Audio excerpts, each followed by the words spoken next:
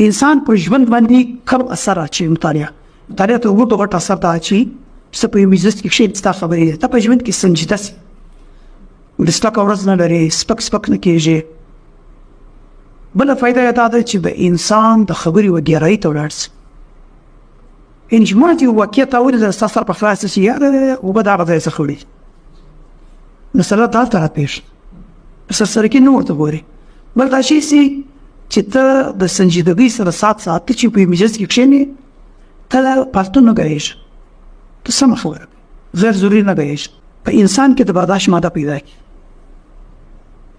پخوا تا خبره دونه څه برداشت ولی لیکن اوس ته برداشت شوی سي. بله پیدا یې دا ده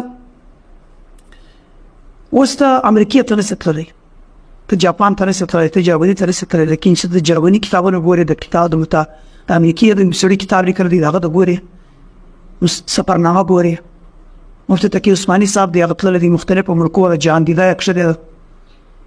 هغه سفرنامه چې ته ګورې هغه جرمني، جاپان، فرانس، لندن دا رقم چې ولاړ سې امریکا شاوخوا 22 ملکونه دي.